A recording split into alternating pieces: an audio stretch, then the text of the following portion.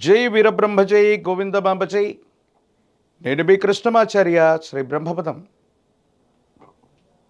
2025 సంవత్సరం నవంబర్ మాసం మకర రాశి వారి యొక్క రాశిఫలం. శివాయ బ్రహ్మణే నమ. వీరబ్రహ్మేంద్ర స్వామి నమో నమ. మకర రాశి వారికి కొన్ని మిశ్రమమైనటువంటి ఫలితాలు. ఆ మిశ్రమమైనటువంటి ఫలితాలు కూడా యోగదాయకంగా, సానుకూలవంతంగా మీకు ఉపయోగపడేవి. సమాజంలో మీ యొక్క ఖ్యాతి మాత్రం పెరుగుతుంది. ఎంతో కాలంగా ఎక్కడ గౌరవాన్ని కోల్పోయామో, ఎక్కడ విలువను కోల్పోయామో అక్కడే వెతికి తెచ్చుకున్నట్టుగా మళ్ళీ అక్కడే వైభవాన్ని పొందేటువంటి పరిస్థితులు గోచరిస్తూ ఉన్నాయి. ఏది ఏమైనప్పటికీ కూడా దైనందిన జీవితంలో మీరు చేసే ప్రతి ప్రయత్నంలో కూడా భగవంతుడి యొక్క అనుగ్రహం మీకు తప్పనిసరిగా ఉంది. యోగదాయకమైనటువంటి ఫలితాన్ని మాత్రం తప్పకుండా మీరు పొందేటువంటి అవకాశం కూడా కనపడుతూ ఉంటుంది. అయితే ఆరోగ్యపరమైనటువంటి అంశాల పట్ల జాగ్రత్త. దీర్ఘకాలికంగా ఉన్నటువంటి కొన్ని రకాలైనటువంటి ఆరోగ్య సమస్యలు మిమ్మల్ని ఇబ్బంది పెట్టేటువంటి అవకాశం ఉంది. ఎంతో కాలంగా ఏలినాటి శనిని అనుభవించాం. ఏలినాటి శని సంపూర్ణమయ్యి ఇంకా మంచి ఫలితాలు రావట్లేదేమోనన్న ఆందోళన కూడా ఒకవైపుగా మీ మనసులో ఉంటూ ఉంటుంది. ఏది ఏమైనప్పటికీ కూడా గ్రహగతుల కంటే కూడా ఎక్కువగా మీ దైనందిన జీవితం మీద తీవ్రమైనటువంటి నరఘోష, నరదిష్టి, నరపీడలు ప్రధానమైనటువంటి ప్రభావాన్ని చూపెడుతున్నాయి. నరదిష్టికి నల్లరాళ్ళు కూడా బద్దలైపోతాయని పెద్దలు చెప్పినట్టుగా వాహన ప్రమాదాలు అవ్వచ్చు, ఆర్థిక నష్టాలు అవ్వచ్చు, ఇంకా తీవ్రమైనటువంటి నష్టాలు కూడా అప్పుడప్పుడు వాటిల్లే అవకాశం ఉంది. అంతా బాగున్నట్టుగా అనిపిస్తుంది. ఒక మంచి జరుగుతూ ఉన్నటువంటి తరుణంలో ఊహించనటువంటి విపత్తు మీ మనసుని బాధ కలిగించి భయభ్రాంతులకు గురయ్యేటువంటి సందర్భం.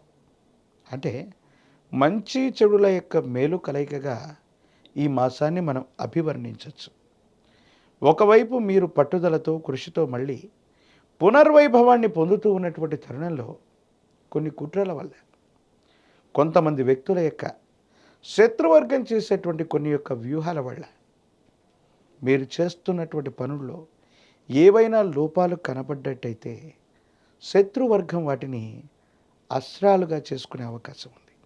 తద్వారా కొన్ని ఇబ్బందులు, సమస్యలు, ప్రతిబంధకాలని మీరు పొందేటువంటి పరిస్థితులు కూడా గోచరిస్తున్నాయి.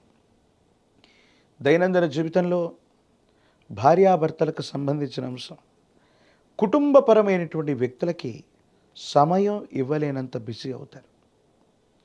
మీ రోజువారీ కార్యక్రమాలు, వృత్తి, ఉద్యోగం, వ్యాపార సంబంధమైనటువంటి అంశాల పట్ల ఎక్కువగా సమయాన్ని వెచ్చించాల్సి వస్తుంది. దూర ప్రాంత ప్రయాణాలు చేయాల్సి వస్తుంది.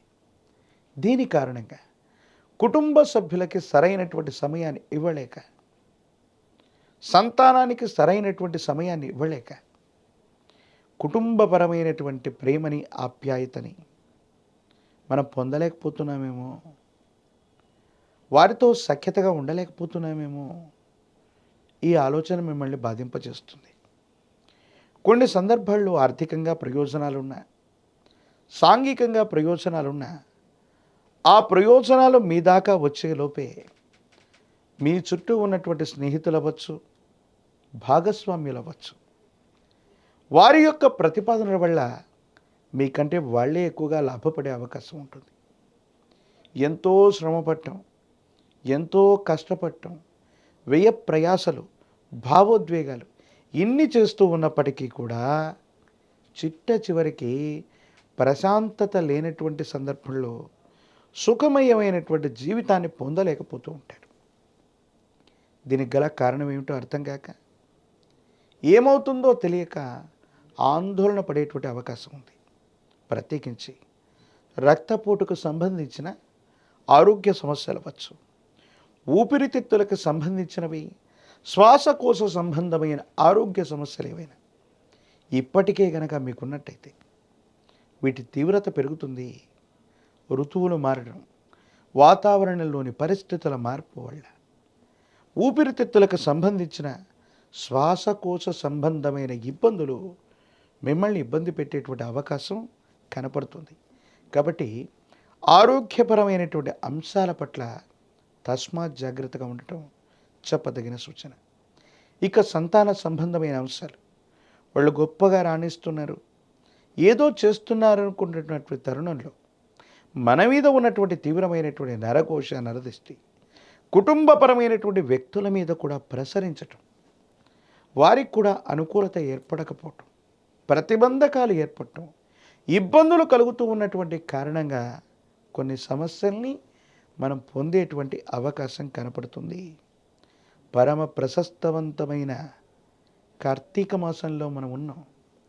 శివకేశవులకి భేదం లేనటువంటిది, ఏ దేవతా స్వరూపానికి కూడా భేదం లేనటువంటి మాసం.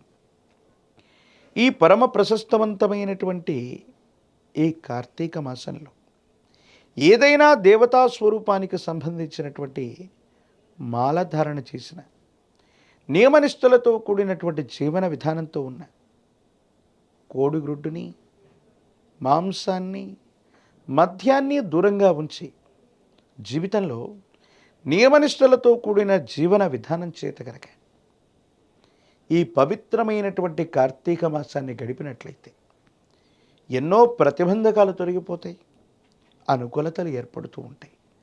ప్రాచీనమైనటువంటి శివాలయ ప్రాంగణంలో మహన్యాసపూర్వక ఏకాదశ రుద్రాభిషేకాన్ని చేయించండి. పరమ ప్రతిష్టమైనటువంటి విశేషవంతమైనటువంటి పరమశివుడి యొక్క అనుగ్రహం కలుగుతుంది. ఒక పంచముఖి రుద్రాక్షని, మహాకాల భైరవరక్షని మెళ్ళో ధరించడం వల్ల నరఘోష, నరదిష్టి, నరపీడలు తొలగడంతో పాటుగా ఆర్థిక నష్టం నివారించబడే అవకాశం ఉంటుంది. ప్రత్యేకించి తంత్రమాల చూర్ణం చేత అనునిత్యం స్నానం చేయటం వల్ల తీవ్రమైన ప్రతిబంధకాలు తొలగిపోయి విజయం వరించే అవకాశం కనపడుతుంది. మరిన్ని వీడియోలు చూడటానికి కానీ మన ఛానల్ని లైక్ చేయండి, షేర్ చేయండి, తప్పకుండా సబ్స్క్రైబ్ చేయండి.